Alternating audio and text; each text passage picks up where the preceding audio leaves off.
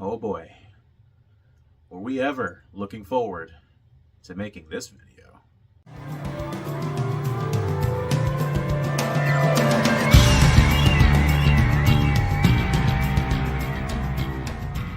What's going on, guys? Crossy coming at you with another video on just a rambling about movies and whatnot.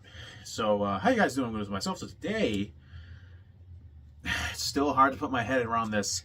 So as many of you know, my channel is heavily inspired by The Crow. My entire film career with wanting to become a filmmaker, a director, a writer, an actor, whatever the case may be, maybe even all of the above, has always been inspired by The Crow. Me, myself, being named after the movie was also a big factor in my life that still makes a big impact on everything that I do in life when it comes to film.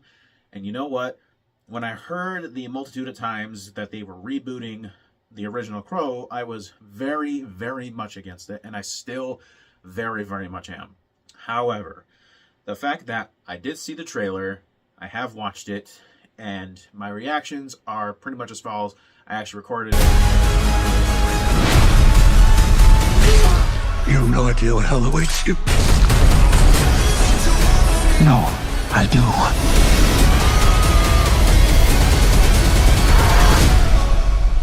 How many people have you loved? I'll never be alone.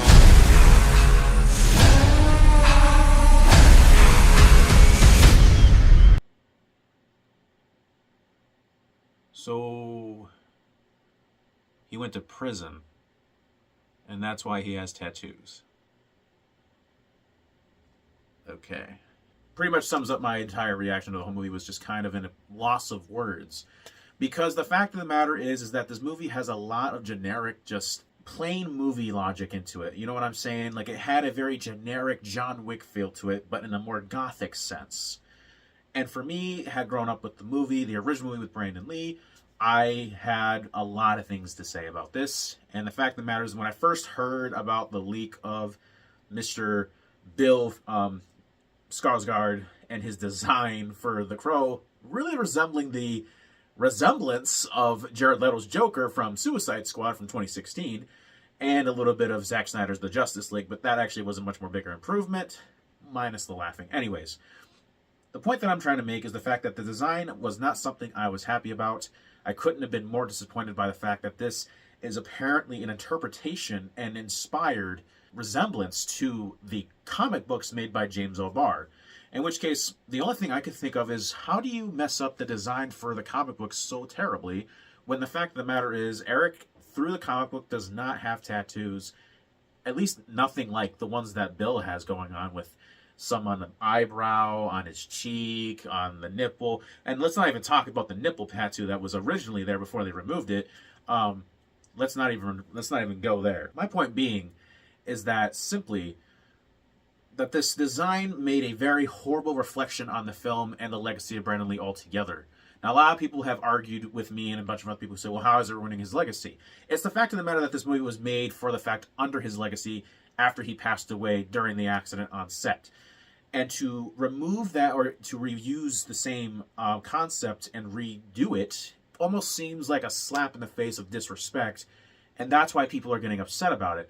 Now, a lot of people, I understand, will not get that and will try and say, no, that's not the case. We are a very passionate fan base when it comes to this movie. It was a movie that could have never been done better than by Brandon Lee himself, and the fact that it is being done anyways, it seems like we're just not being cared about. Nobody cares about the fact that this is something that really touched us in our hearts and our souls, and that this is something that just didn't need a remake. And, you know, as far as me, as I go, as a fan goes, I mean, I have a decent amount of collection. Like, what you see right now is just a little bit, and the stuff that I'm going to show you is just a crumb. But I have a tremendous amount of Crow merchandise. But I'm going to go ahead and show you why I would feel my situation being both named after the film and all the stuff I've gained from it merchandise-wise. Watched every single movie, yes, including City of Angels, Salvation, and Wicked Prayers. Ugh. The fact that, you know, even the TV show, which I still haven't watched and I really want to watch it, and I eventually will, it's just seeing this done in a different format where it looks fantastic, but only under the circumstances of, if it wasn't Eric Draven and Shelley Webster, I'd be more up for it. If they were totally different named characters, the story of it would have made more sense. But the fact that we have Eric and Shelley, ex-convicts, or what looks like to be some form of rehabilitation center from, like, drug addicts or something like that, wearing these weird pink bunny outfits in a circle with other people who are wearing the same outfit, makes me wonder, like, okay, he was never a prisoner. He was never a convict. Eric Draven was just a simple guy who was a musician. He was a part of a band. Shelley, from what I can gather from my knowledge of the movie, I believe she was just a simple artist.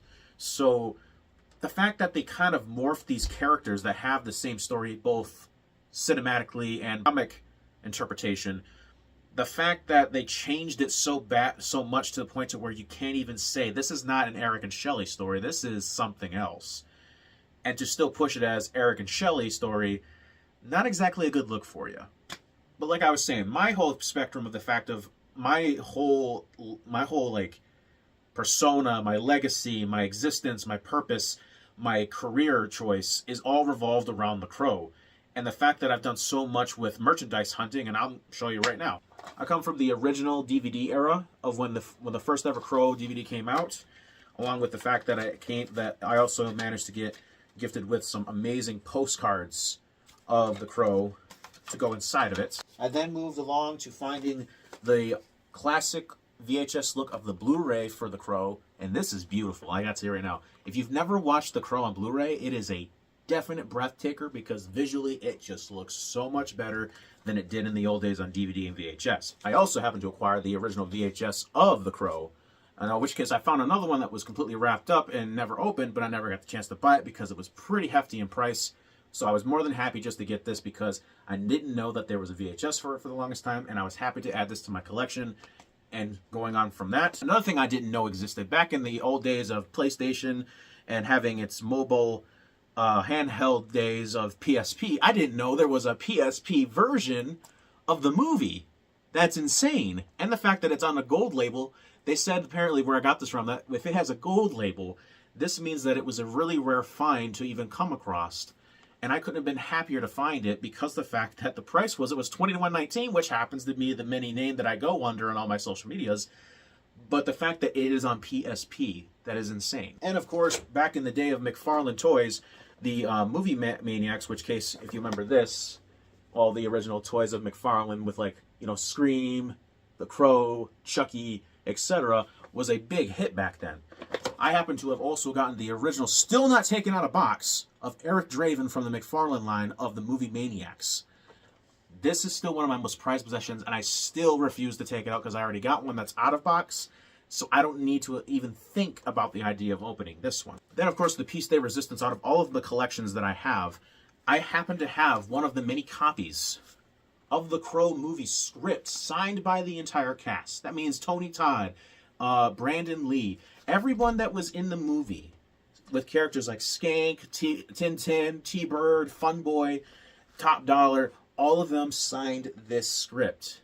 And to find out that this was one of the many scripts that was made for the movie, and to be able to hold it in my hands, was the most breathtaking thing to ever happen to me. I got this on Christmas of 2022, and it's still to this day one of the best things I've ever gotten.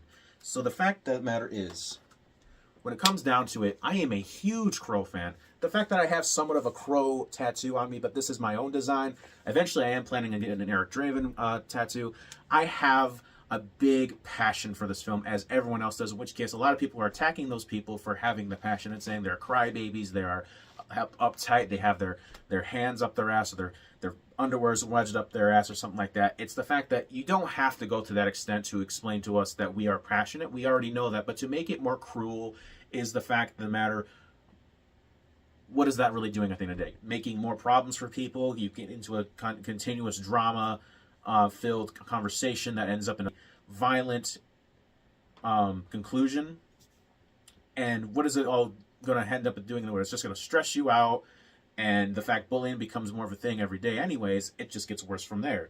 So the fact that, being a passionate fan myself, after being named after it, having bought all the merchandise that I could possibly find, I've read the comics, of course, I own the comics, And the fact that they're trying to say that this movie is an interpretation of the comic books had read the ones that I have acquired, in which case is the original James O'Barr collection, the City of Angels collection. I have a few from the Salvation era. I have a couple other ones that are based around the World War II Jewish occupation camp era. There are a different variety of Crow comics that are out there, and I happen to acquire a decent amount of them. And the more I keep finding out that there are different labels, the more exciting it gets me. And the fact that if the comics are capable of making new original ideas with new characters and new stories, why couldn't this movie happen to do the same thing? Why did it need to make it Eric and Shelley? I don't understand that. So the fact of the matter is that after I watched it maybe 4 times, because the first time I did not like the trailer. The trailer just did not speak to me. Even with the super awesome action sequences, it just didn't speak to me. But then after I watched it like the 3rd and 4th time, I started coming around to it. Now, given, that doesn't mean I like it. I'm just saying the simple fact of the matter is that when it comes to a movie that is as important to me as it is to everyone else who grew up with the movie and collected the comics, collects the merchandise, continues to do anything they can in their power to make their passion more physical and more enlightening to look upon, to, basically just when they think about their collection of the Crow and how long they've been with it and how much it means to them, and sitting proud or standing proud to know that they are a fan, and to be questioned and insulted on that, it brings a whole nother perspective to where this movie doesn't seem like it's going to bring out what Brandon Lee always intended.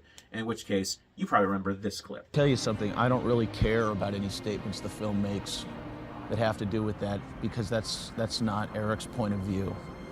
I'm sure that the world of this film is going to be a better place once the bad guys aren't there anymore. But that's not Eric's reason for doing what he's doing, and so it's not something I've stopped to consider a great deal.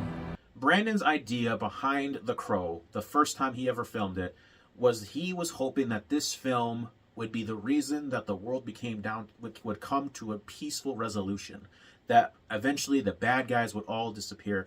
If everyone saw this movie, it would make the world a better place. He had the intentions of making a positive impact on the world by making this film. And the fact that that was the last time we ever saw Brandon before he went back on set and unfortunately met his end at a most unfortunate accident. And people to be using that as a joke now. And then on top of that, the film being admired by those people who are making that insult. Something along the lines of insulting Brandon Lee's legacy through admiring the fact of how he died is so disgusting.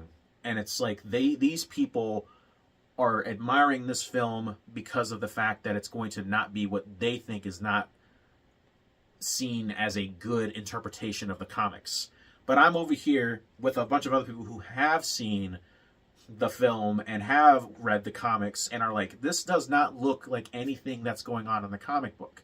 The story is still the same to the movie. Shelley Webster and Eric Draven were killed brutally. She was sexually assaulted and left for dead, and that's the unfortunate story behind it, as Eric Draven is resurrected by the power of the Crow to set the wrong things right.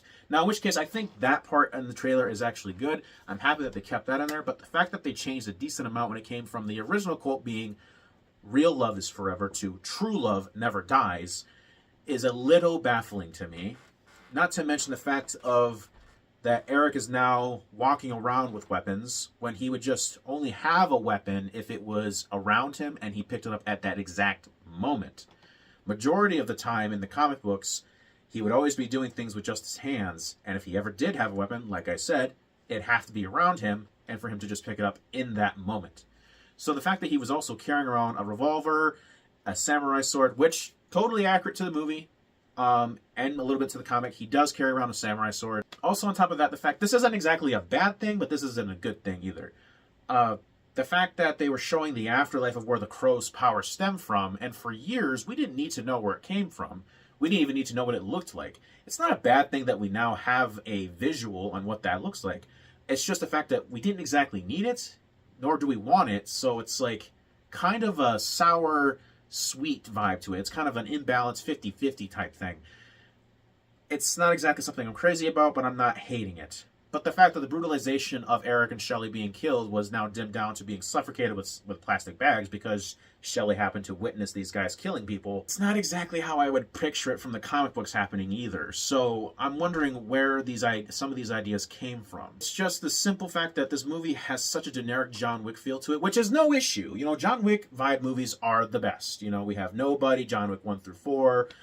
We have Silent Night. We have a variety of different movies that have that John Wick vibe, and they all work for the fact of what they're trying to do. Even the Continental show is actually really good. So it's the fact that, you know, the John Wick aspect element is not an issue. It's just the fact that we already have enough of these movies. Do we really need one that's about a different catalog of movies? Like, do we need to mix the one that's been consistent through the comics, mixing with something that just only started getting really good and relevant? Like, I feel like when it comes down to the end of the day, these characters should not have been named Eric or Shelley. I felt they should have been named something completely different. And you know what? The movie, I would have no issue with. I'd be like, you know, I'm excited to see this movie. It's a different take on it. It's going to be different.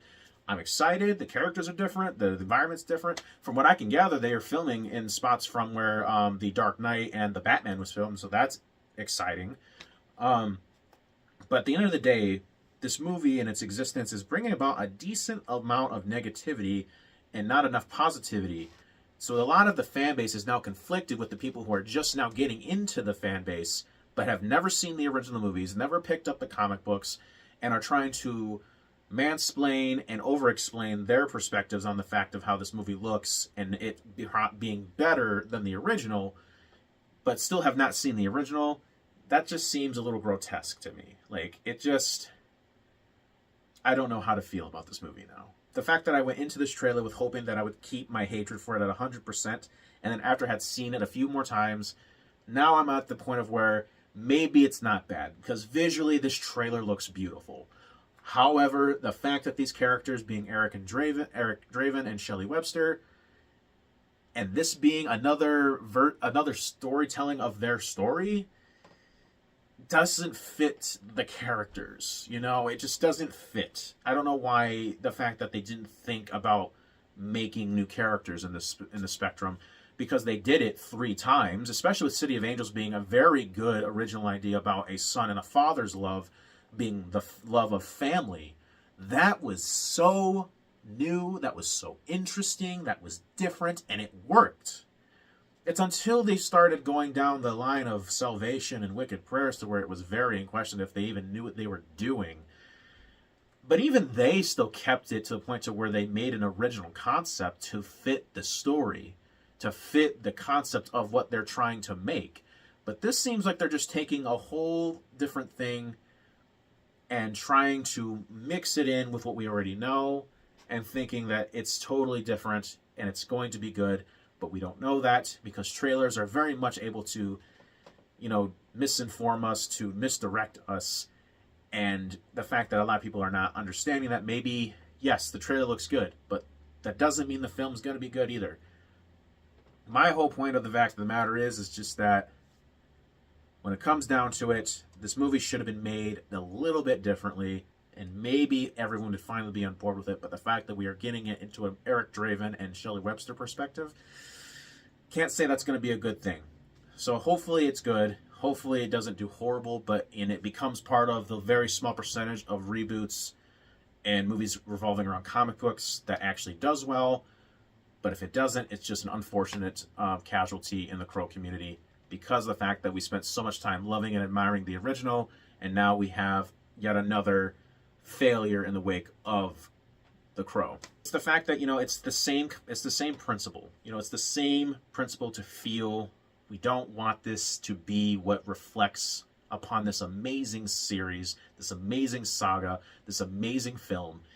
We do not want this to be the end. We want this to hopefully bring in new people to want to watch the old film, to read the comics, because this is what it's all about. You know, it is Brandon Lee's legacy brought to a new light, and we should be hoping that it does well. But if it doesn't, it is unfortunate that we have to put that into the pile of failures with ones like such as the Crow series, which apparently, according to a lot of people, was bad. I'm still going to watch it. And Salvation and Wicked Prayers, because they were not the highlight of the saga.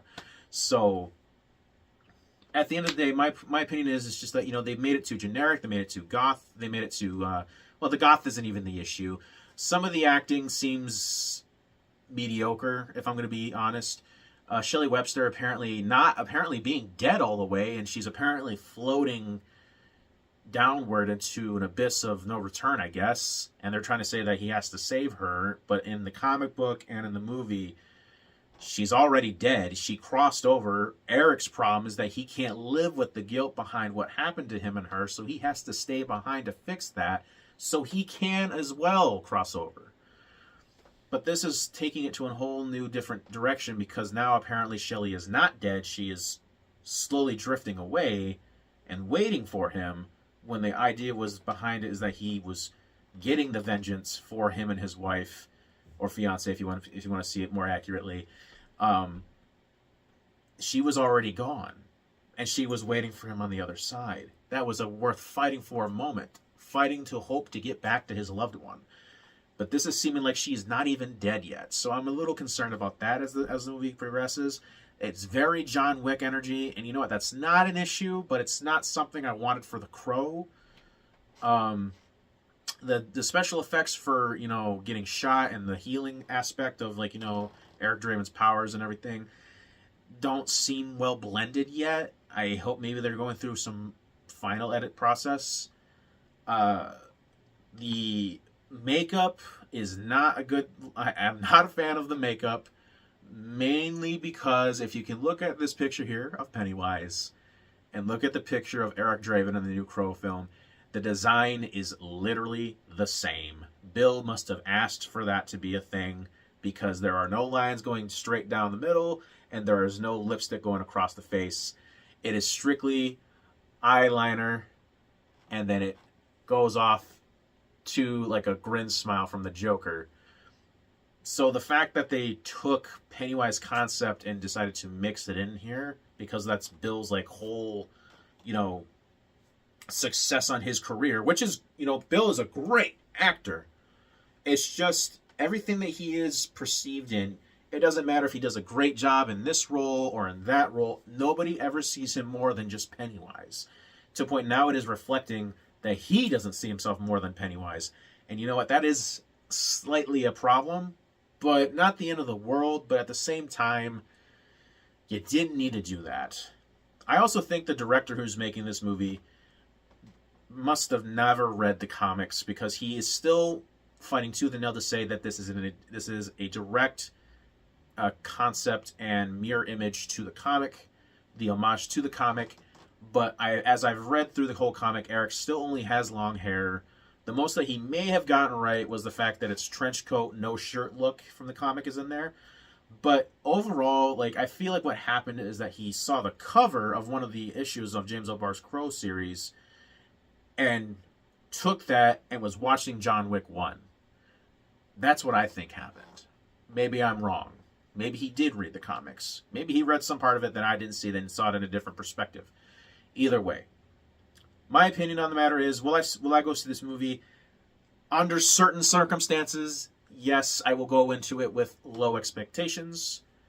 But I hope with the overall outcome, this film will see a bright side. Maybe it'll be good, and it can join the reboot success rate and be the final and first step in the right direction for the Crow fan base.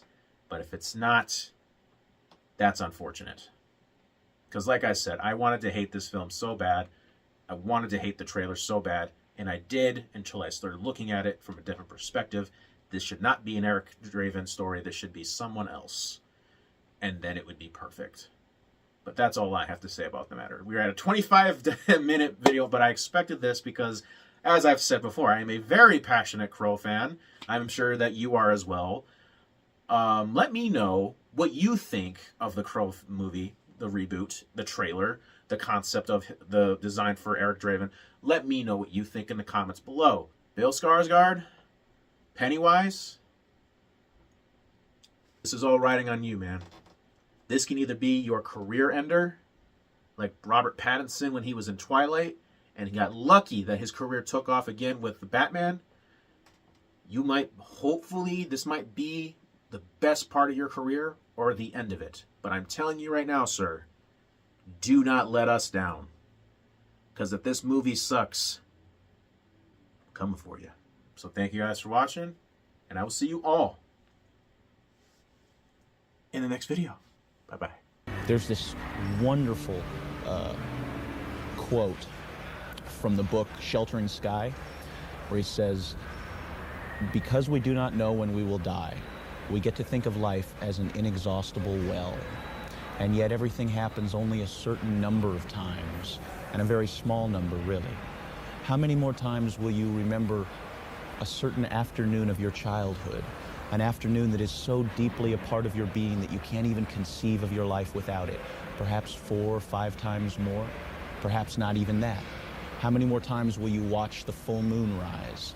Perhaps 20, and yet it all seems limitless.